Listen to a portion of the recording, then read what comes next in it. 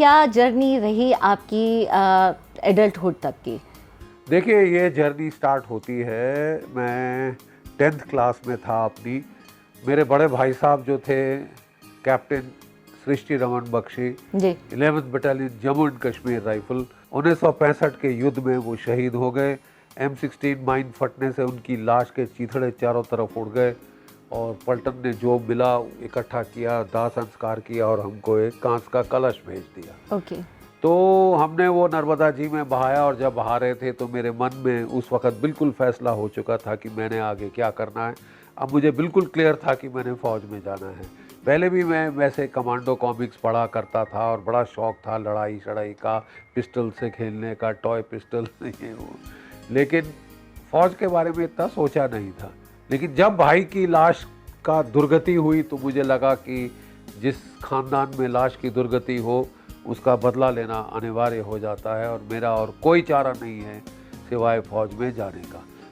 Family को तो बहुत धक्का लगा कि अभी एक बेटा फ़ौज में शहीद हुआ और अभी दूसरा बेटा, तो उन्होंने कहा हमने ठेका ले रखा है बेटे सप्लाई करने का मरने के लिए। तो और फिर देखिए, मैं बिल्कुल मिलिट्री टाइप नहीं था, इन द सेंस कि मेरे को किताबों का बहुत शौक़ था, पढ़ने का बहुत शौक़ था, ज़्यादातर टाइम लाइब्रेरी में रहता था।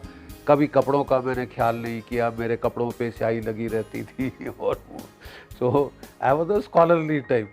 तो मेरे फादर बोले बेटा देखो तुम आर्मी के लिए you are not the material for the army, वहाँ स्मार्ट ड्रेस ये वो कपड़ा गेम स्पोर्ट्स ये सब होता है, outgoing you are not the type, तो why are you going for the army. वो चाहते थे कि एक बेटा मेरा IAS में जाए। तो मैंने कहा फादर अब मेरा माइंड हो गया है मेकअप। तो देखिए सितंबर 1965 में मेरे बड़े भाई साहब शहीद हुए, दिसंबर 1965 में मैंने NDA का एग्ज़ाम दे दिया था और उसके बाद अगले साल मेरे रिटर्न का रिज़ल्ट आए, मैं थ्रू हो गया था और अब मेरे को इंटरव्यू जाना था। तो फिर फैमिली में लड़ाई झगड़े, डिनर टेबल पे बैठे रोज़ झगड़े होते थे, क्यों जा रहे हो, किस लिए जा रहे हो, क्या करना है, you know you are not the type for it, you will be a square peg in a round hole. ये सब मुझे मेरे फादर ने कहा और मेरे फादर फौज को जानते थे क्योंकि वो महाराजा हरि सिंह की फ़ौजों में चीफ एजुकेशन ऑफिसर थे स्टेट फोर्सेस के, और महाराजा हरि सिंह के दरबारी थे, तो उन्होंने फ़ौज को बड़ा क्लोजली देखा था। तो इसलिए वो कहते थे बेटा इंटेलेक्चुअल के लिए not really the place for an intellectual, you are an intellectual type but तुम बड़े इंडिपेंडेंट माइंडेड हो, मतलब किसी की खास सुनना तुमको खास नहीं अच्छा लगता, तो you will be a square peg in a round whole. मैंने बोला फादर मेरे को तो ट्राई तो करने दीजिए। उन्होंने बोला अच्छा ठीक है तू ट्राई कर ले, ये तेरे IAS के लिए एक तैयारी हो जाएगी, प्रिपरेशन हो जाएगी, but I am very sure you won't get through. ये कॉन्फिडेंस उनको था। फील मत करना, don't feel too bad if you don't get. चलो लेट मी ट्राई।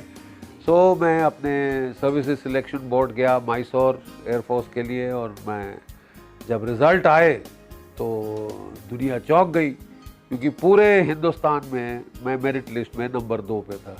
अमेजिंग, मतलब ये एक बहुत ही कहें तो अमेजिंग मोमेंट रहा होगा आपके फादर के लिए भी, क्योंकि कहा तो वो कह रहे थे कि आप इसके लायक नहीं हो, दोस्तों के लिए, सारों के लिए कि ये number 2 in the whole India merit list. तो मैंने फिर अपने फादर को बोला अब देखिए you said I won't make it, I am made, not only made, I am number 2। वो भी बेचारे डांवाडोल हो गए कि शायद ये इसका मार्ग है, ये है। तो बोले अच्छा ठीक है, बड़ा मन मार के उन्होंने बोला तुम जाओ। सोने पे सुहागा मैं अपना सामान पैक कर रहा था तो वो NDA से एक आता है सर्टिफिकेट साइन करना होता है फादर को, इंडेमनिटी बॉन्ड बोला जाता है उसको, और उसमें उन्होंने कहा कि देखिए अगर आपका लड़का ट्रेनिंग के दौरान मर गया, हड्डी टूट गई, पसली टूट गई, तो आप कोई क्लेम नहीं करेंगे सरकार से, ये फादर को साइन करना होता है। वो बोले मैं अभी एक बेटा खोया, अब यही सुनने के लिए रह गया था, तू नहीं जा रहा। अब साहब 10 दिन हो गए NDA स्टार्ट हुए, मैं पैनिक में आ गया कि मैं सिलेक्ट भी हो गया हूँ, सब कुछ हो गया हूँ, ये लोग तो मेरे को जाने नहीं दे रहे। तो हम बंगलों में रहते थे बड़े भारी, वहाँ पे नर्मदा रोड पे जबलपुर में, वो old style British style bungalows. मैंने रिक्शा मंगाया, अपना ट्रंक लोड किया और फादर बोले कहाँ जा रहे हो, मैंने कहा मैं फौज जा रहा हूँ, NDA जा रहा हूँ। तो वो बेचारे उन्होंने देखा कि शायद ऐसे ही बोल रहा है, वो रिक्शा गेट के बाहर हो गया और मैं जा रहा था।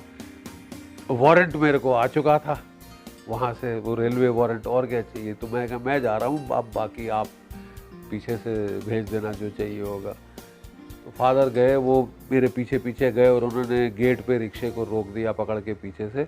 बोले ठीक है तेरे को जाना है तो झगड़ा करके मत जा, तू कल मैं तेरे को छोड़ाऊँगा। और अगले दिन हमारी ऑस्टिन 848 कार होती थी साहब, उसमें उन्होंने जाके मेरे को रेलवे स्टेशन से विदा किया। इस तरह मेरी फौजी ज़िंदगी शुरू हुई।